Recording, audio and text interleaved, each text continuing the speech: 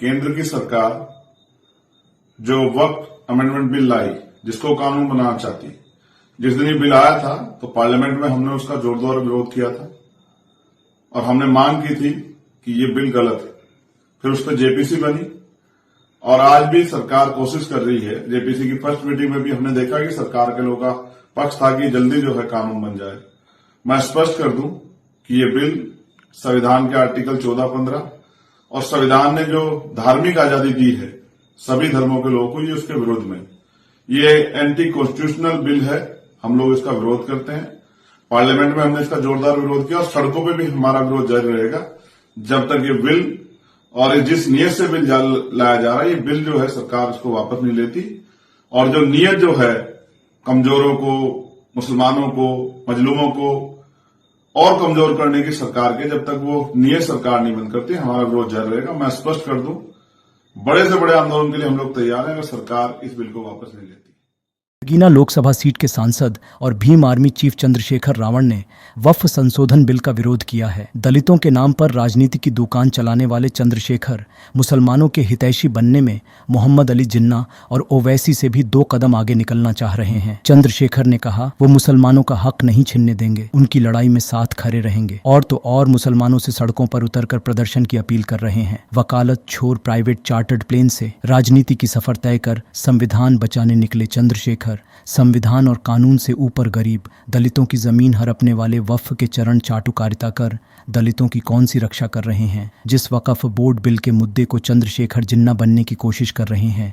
Railway और रक्षा विभाग के बाद देश का वक्फ तीसरा सबसे बड़ा भूमिधारक है। वक्फ बोर्ड भारत भर में 9.4 लाख एकड़ में फैली 8.7 लाख संपत्तियों को नियंत्रित करते हैं, जिनकी अनुमानित कीमत 1.2 लाख करोड़ रुपए है। सिर्फ उत्तर प्रदेश और बिहार में 2 शिया वक्फ बोर्ड सहित 22 वक्फ बोर्ड हैं। वक्फ बोर्ड असीमित ताकतों का मालिक है। वह किसी भी जमीन पर हाथ रख दे वह जमीन उसकी हो जाएगी। 1995 का वक्फ एक्ट कहता है कि अगर वक्फ को लगता है कि कोई जमीन वक्फ की संपत्ति है तो यह साबित करने की जिम्मेदारी उसकी नहीं बल्कि जमीन के असली मालिक की होती है कि वो बताए कि कैसे उसकी जमीन वक्फ की नहीं है। 1935 का कानून यह जरूर कहता है कि किसी निजी संपत्ति पर वक्फ बोर्ड अपना दावा नहीं कर सकता, लेकिन यह तय कैसे होगा कि संपत्ति निजी है। अगर वक्फ बोर्ड को सिर्फ लगता है कि कोई संपत्ति वक्फ की है तो उसे कोई दस्तावेज या सबूत पेश नहीं करना है। सारे कागज और सबूत उसे देने हैं जो अब तक दावेदार रहा है। कौन नहीं जानता है कि कई परिवारों के पास जमीन का पुख्ता कागज नहीं होता है। वक्फ बोर्ड इसी का फायदा उठाता है क्योंकि उसे कब्जा जमाने के लिए कोई कागजिफिकेशन है। अभी कुछ दिन पहले ही असदुद्दीन ओवैसी ने कहा था उत्तर प्रदेश में 1.21 लाख वक्फ बोर्ड की संपत्ति में से 21 लाख के पास कागज ही नहीं है। अब आप समझ सकते हैं वक्फ के पास यह संपत्ति कहां से आई। मोदी 3.0 सरकार अब वक्फ बोर्ड की शक्तियां कम करने का प्लान बना चुकी है। वक्फ बोर्ड के असीमित अधिकारों पर